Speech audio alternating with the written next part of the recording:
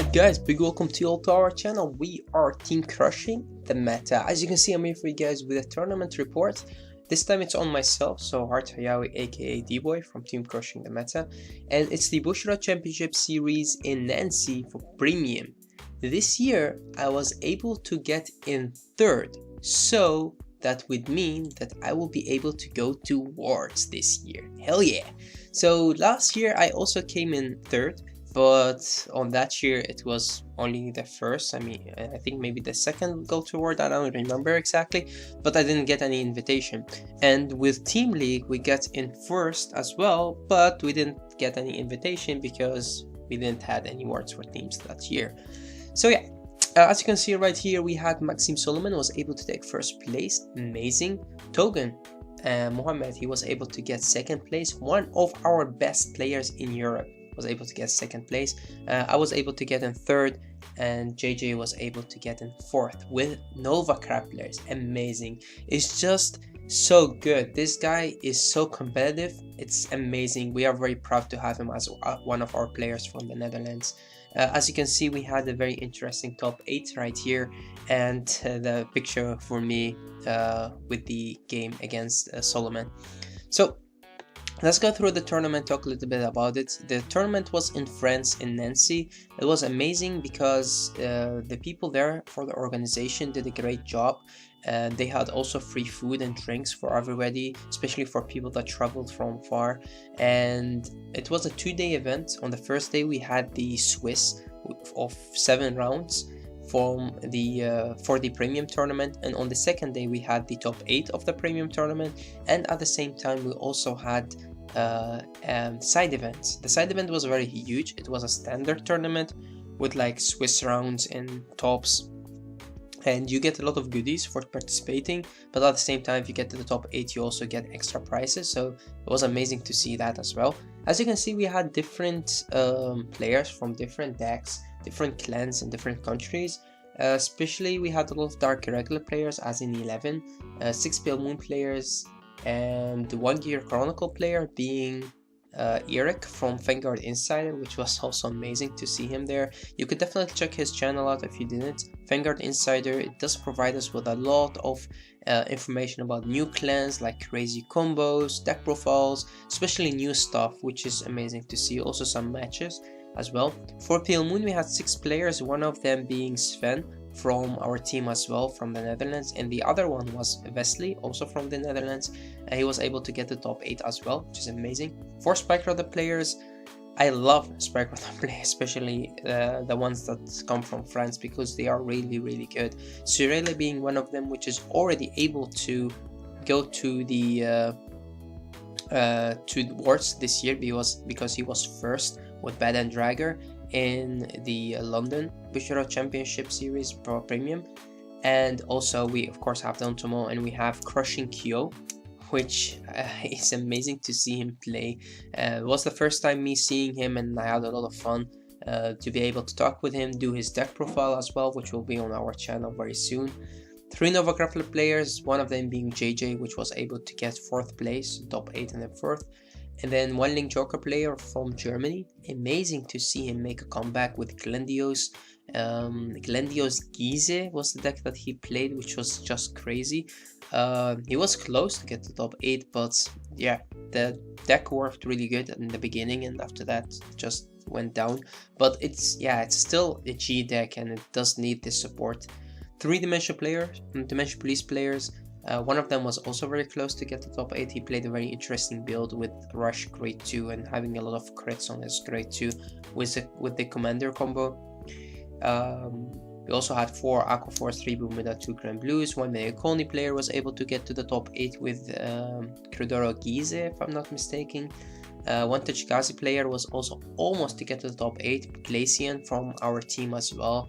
Nuba, the girl that played Nuva, she always liked to play Nuva. I'm very happy to see her at that tournament as well. 1 Murakumu was also almost able to get to the top 8. I think he was 10th or 9th, I don't remember exactly. 2 Kaiguro players, 7 Royal and Shadow Paladin players. For me, I saw a lot of Shadow Paladin and Dark Regular players, so I thought there were more, but they're not. 6 Oracle Think Tank, and 2 Gold Paladin players. Okay, so in the tops, we had 3 Dark Regular players, 2 Spike Brother players, 1 Mega, 1 Nova, and 1 Pale Moon. The 8th place was by Megacolony Gyze. If I'm not mistaken, was Gradora Gyze. I think the guy already has his invitation for Standard. He came in 2nd, I think, in Eindhoven, but I could be mistaken. Or maybe he played the top 8. I can't remember exactly. Then we had Wesley, 7th with Pale Moon. He played a hybrid Harri build, so it was like a mix between new and older cards. It has a lot of different strategies, and I played against him twice. So, and he's also one of my friends. He slept at the same hotel as me, actually in kind of the same room, so it was amazing to be able to play against him. We always play against each other in huge tournaments, I don't know why, but this time we played twice against each other. Daniel played Dark Irregulars, the NLK. His build was different, he had a lot of different options. We have his deck profile on our channel as well, the same for Wesley. We also have his hybrid Harri build on our channel, which will be up soon. But yeah, the Dark Regular player that came in 6th was really good, and his build was amazing. He had a lot of different strategies in it. It was not only NLK. Axel, which is Crushing Kyo, playing Spike Brothers, the Agro build. Damn, it was so nice to see him play, and it was the same as I expected him to be. So he's just so aggressive with his plays, and it's really nice to see the energy that's coming from him. I was very happy to meet him in live, and I was very happy to get the opportunity to do his deck profile as well, which also will be on our channel. The same for Johnathan, JJ, one of our best players from the Netherlands, which is or was playing Nova Grapplers, Viktor. It's just nice to see him take Nova Grapplers this far. It's just amazing. It was almost going first, second, or third. I mean, he came in 4th, for God's sake. He could just destroyed me on the 1st and 3rd match. I was a little bit lucky, which I'll tell you later, or he was unlucky. I was able to get in 3rd with the Spike Brothers. I played a kind of a hybrid turbo build, GB8, which I'll show you later. And then Mohamed, Togen, and Maxime were able to go 1st and 2nd, play the finals. Both of them played NLK. They played more of a turbo NLK build, as both of them played a lot of soul charging at the let's say in the early game. The only difference between the two of them, Maxime played no heals and Togen played heals, but the deck build is almost the same. Right, so the deck that I played, as you can see here, the medallion right there, so I am going towards Helllll Yeahhh. I called the deck Catastrophic Hell because you win all of your matches on the GB8. If not, you still have your Agrius, and if not, you still have your Piccolo. If not, you could just rush them in the early game. You have a lot of different strategies when you play this deck. The deck offers you a lot of different options, but most of them, or your easy matchups, will just be able to win on the GB8. So that's why I always say he's the easy way out. Okay, looking at the deck list, I don't want to go too deep into it because I want to make a deck profile to talk about that. This video is more about the tournament. But as you can see right here, I played 4 copies of Juggernaut Maximum. I could play Siegfried, but I like Maximum more. I like the art more. I like the way that I always go 2nd, so I don't need Siegfried. And Juggernaut just loves me more, so I see him more in my hand than Siegfried. Also, Juggernaut is good rearguard, and Siegfried does nothing as a rearguard, so you need your powerhouses being Juggernaut and Panther in this deck for the early game, or just for the rush. Then you have 4 copies of Jelly Beans. You're playing the turbo build. The only problems by playing 4 copies of Jelly Beans is you don't want to ride into him. You don't want to put him back to your deck to search up your heal and have no grade 3 into your hand, because you could G assist into a Jelly Beans because you just put him back to your deck. Also, sometimes you call your Juggernaut in the early game, like with Spike Bouncer, and because of that you have less Juggernauts, so less ride targets. So that's why you play the one Giant Star. It could be Giant Star or Supernova. In my opinion, Giant Star is better because he's good as a rearguard, and he does give you advantage when you play against like Link Joker, Gyze, different decks. so that's why you play him. You can search him out with your Acrobat Verdi if you have a Jelly Beans in your hand. If you don't have Acrobat Verdi, you can search through your starter. So there is a lot of thoughts going into this deck. You can't make mistakes. If you make mistakes, you will get punished very, very hard. Going into the grade 2 lineup, playing 4 copies of Mayhem Tiger. I don't want to call him the MVP of the deck because I think that every card in this deck does its job perfectly, but if there will be an MVP, it is definitely Mayhem Tiger. This card is so good, and you could make up to like 11-12 attacks with him because of Spike Bouncer, because of Wonder Boy, because of Giant Star. And if you don't understand why, you could just ask my opponents. Okay, then 4 copies of Spike Bouncer. He gives you edge in the early game. He is +2 in your Helllll 8 turn. He is good in your Piccolo turn with Commander behind him. That card does a lot of work. I mean, if Mayhem Tiger is the MVP, he is the one in the spotlight, and Spike Bouncer is the one behind all the operations. The same as Mega Trainer. Spike Bouncer, Mega Trainer put a lot of work into this deck. 2 copies of Panther because you can only play 4 Juggernauts. You need more powerhouses. He's 10k. He's could 15k in the early game. He could be 25k by himself with the GB8 skill, 35 with 1 force mark of 45, and could be 55, 65. You could do high numbers with this card. For the great ones, 4 copies of Acrobat Verdi for consistency, and you don't want to ride into your Jelly Beans. At the same time, you don't want to search your Acrobat Verdi, and you don't want to stride using a Juggernaut, because the Juggernaut, you want to ride him and then stride with the Acrobat Verdi, giving you 1 extra force marker. 4 copies of Commander Gary Cannon, another card that doesn't get the spotlight, but it's very, very good. It gives the deck a lot of consistency, and that's what makes this card important to play at 4. Maybe in this format you could cut him back to 3 because you don't really want to attack too much, but he is definitely very good. Wonder Boy is important to play in this deck at 3 or at 4. It's up to you. Don't play him less. Why? Because the deck could collapse if you damage check 2 heal triggers. And if you damage check 2 heal triggers, one of them will end up in the drop zone. That would mean that your Wonder Boy will be able to put that heal trigger back to your deck, meaning you could turbo. If you don't put that heal trigger back, you will turbo too late, meaning you need to use one of your G Guardians to search or to put your heal back to your deck, and that's just too late. Okay, also Wonder Boy puts a lot of work in your GB8 turn, during your GB8 turn, because he could put Mayhem Tiger, Spike Bouncers, anything that you want back to your deck, so you could recall it and attack again. 1 copy of Frog Raider, because Frog Raider is important if you play Rising, because you don't have the force marker and you need your Frog Raider. At the same time, Frog Raider could restand when you call the Mayhem Tiger, but you don't have to boost the Mayhem Tiger with the Frog Raider. Normally you attack with the Mayhem Tiger, put him back to your deck, or you use the skill of the GB8, and with that you could call something else behind or in front of the Frog Raider, and the Frog Raider could boost that something else with all the power, being like the Spike Bouncer, which is not that strong by himself. So you could do a lot of different combos using the Frog Raider and the Mayhem Tiger, but you don't have to boost the Mayhem Tiger by the Frog Raider himself, which is something that you could think about while playing this deck. Okay, then you have 1 tier. This son of a bitch always end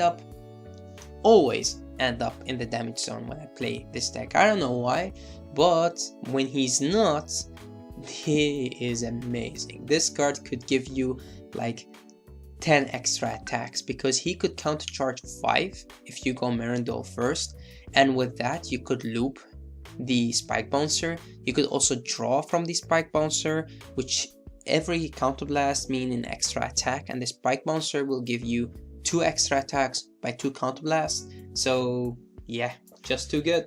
Tier is too good. 2 copies of Mega Trainer, the old one of course, to be able to search out your heals, your PGs, anything that you need. Especially against NLK, you could just search up your PGs to your hand. 4 draw PGs, 4 normal draws, 4 crits and 4 heals. Heals being able to search them with Jelly Beans. The crits important because early game shield, you don't really use him that much early game, but later on he does help out. the draws are good to draw into your combo pieces and you like taking damage. You want your opponent to rush you, so you could GB8 them like first or second turn, strike turn. To the G zone, 4 copies of Agro. The card is too good, give you advantage, you could attack into the rear guard and you still draw. It does a lot of work. I don't want to go too deep into this. 1 Helllll 8, I don't need to explain him. You win all of your matches with Helllll 8 because he's just the easy way out. 1 Picaro give you a lot of advantage. You could combine him very well with Spike Monster, Tier, and also Commander Gary Cannon to give you more draws. And at the same time, Picaro using him with Giant Star could give you also advantage, like you don't lose anything on the turn itself because you put 1 card from your hand for Picaro and you draw at the end of the turn for Star, and at the same time when you're next or when your opponent finish up their turn you draw 1 more, so it's always good. Seabreeze because sometimes you need him, but you mostly always use him as a flip target. And 2 Mirandos, the card is too good, especially in this format. You could play more if you want to. I like him at 2 for now. 1 Desmil, 1 Reggaeton, and then the 5 Musketeers being 3 Lioness and 2 Exxon Gus. It's up to you to play different G Guardian. If you want to keep only 1 Hecatomb in here, it's good. I don't mind. But normally I like him because he puts also some cards back to your deck. For the great ones, you have 4 copies, or I mean, that's actually it. I already went through my great ones. So if you want to know more about this deck, you could check out the deck profile that I will do, because as you can see, I tried to explain it very fast, but still takes some time. So yeah, again, if you want to know more about this deck or the playstyle that you could play with this deck, you could definitely check the deck profile out. So let's go through the matchups. The first and the second round, I had a buy card, so I didn't have to play those. But I had a lot of fun. I was able to watch a lot of my friends play, which was amazing. I was able to get the car and park it at the right place because we parked very far away. We didn't know if there was parking. So yeah, I used that time pretty well to do a lot of different stuff. In the third round, I had to play against Pale Moon, Wesley, one of my friends from the Netherlands. He played the Harri Hyper build, which we will show on our channel as well. I was able to win that match, but we enjoyed that match a lot. We didn't really had a game like that in a while that we enjoyed, because normally we have a lot of G assisting and bullshit hand, but this time it was great. We went head to head and I was able to win, and it was close. He could have won as well.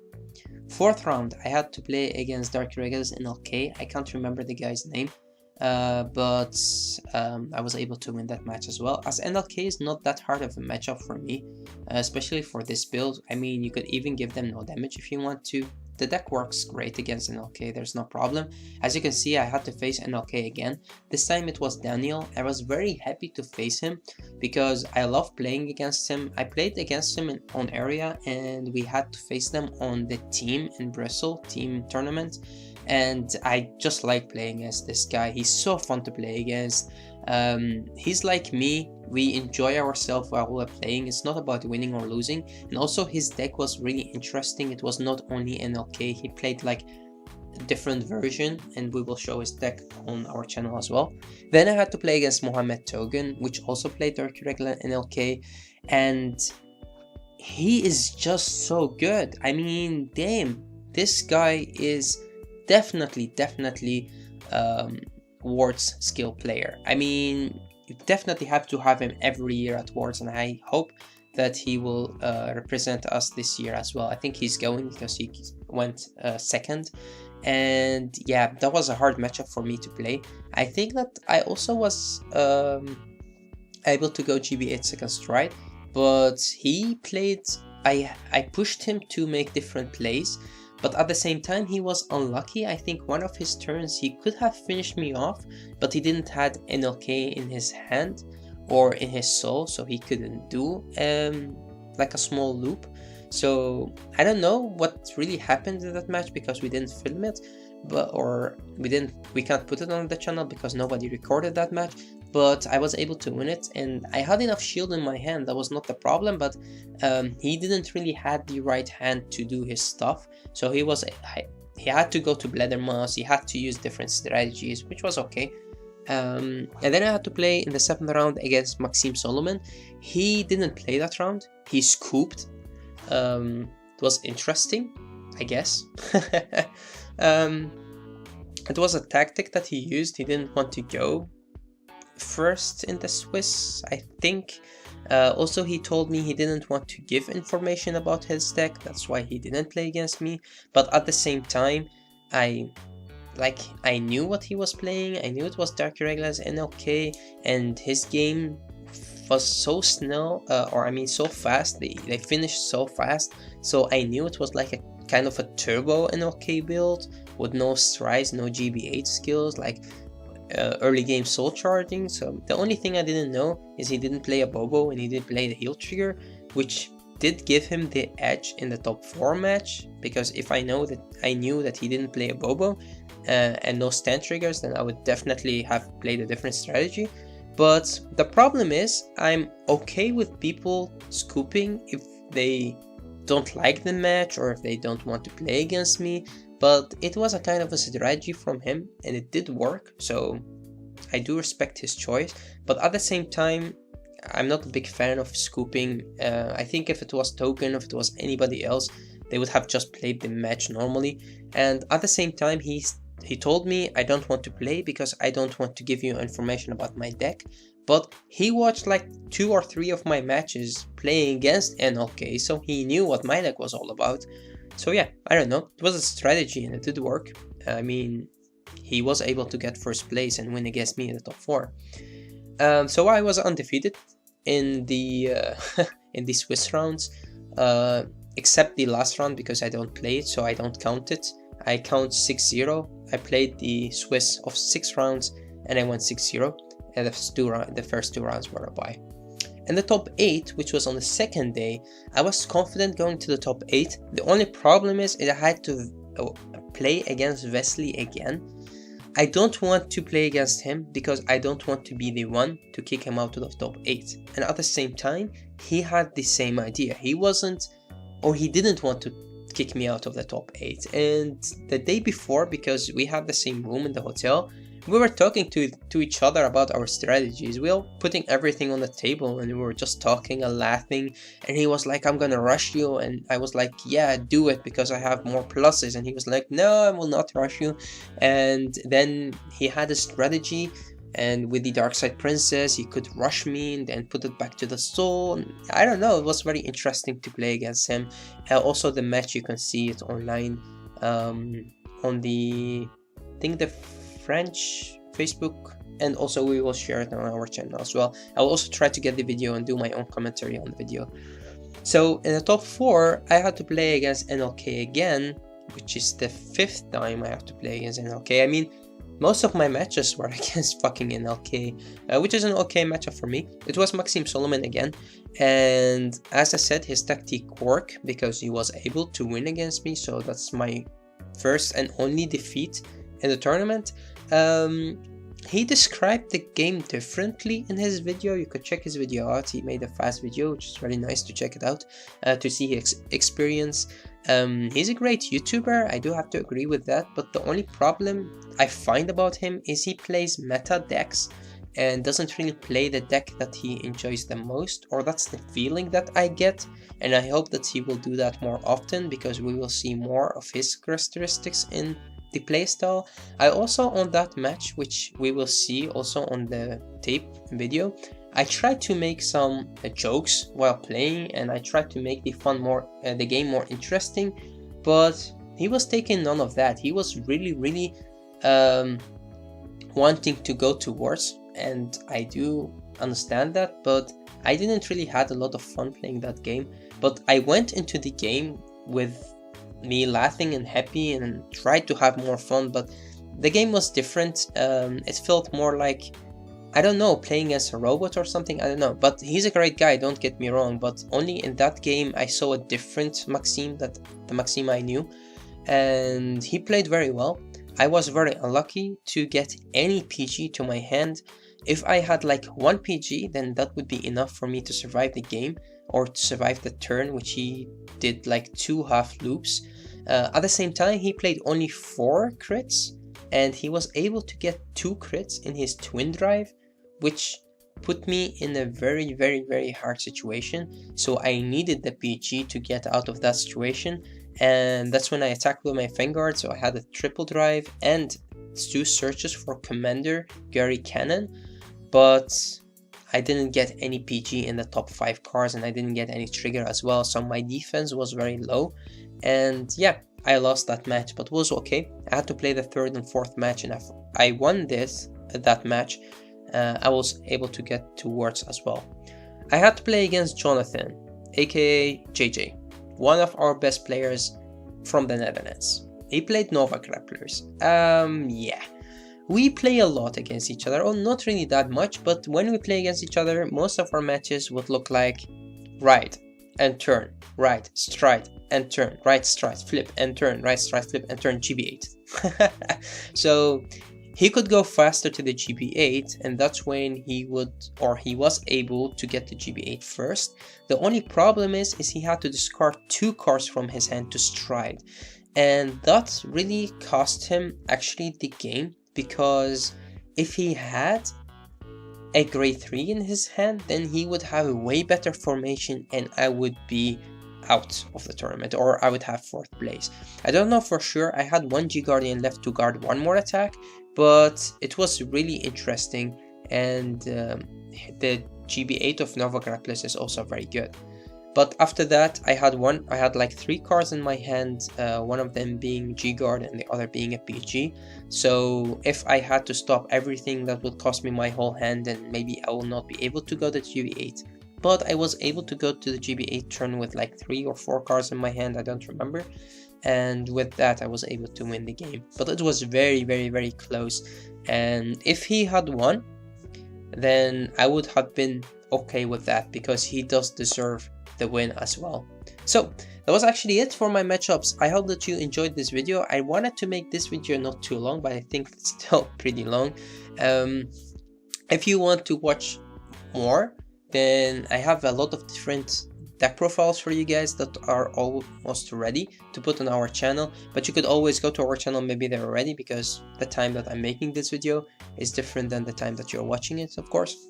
So I would like to thank you guys for your love and the support. I could have never done it without you. I know that a lot of YouTubers say that, but for me it's different, because I do a lot of testing on area. A lot of my friends from Team Crushing the Meta are lately very busy with work or with college or different stuff, so I don't really get the chance to play against them a lot. 2 of my friends that are living in the same city as I am, one of them being Sven playing Pale Moon, and one of them being Sensky. He's like a brother to me. He's playing Dimensional Police. I do test it against those 2 a lot, but I don't really get to test against different decks. But I know my stuff, and I know the decks, and I do watch the deck list, and I do test on area a lot, and that's why I like to thank you, because a lot of my friends would like to play against me on area, and that does help me out a lot. So thank you guys for all the love and the support. Don't forget to subscribe to our channel and to go to our Facebook group. Remember, it's not a Facebook page, it's a Facebook group, so you are part of the group. You can ask us, you can post there, you can do your stuff, and we're very happy to have you there as well. Stay tuned for more Crushing the Meta, and see you at Worlds.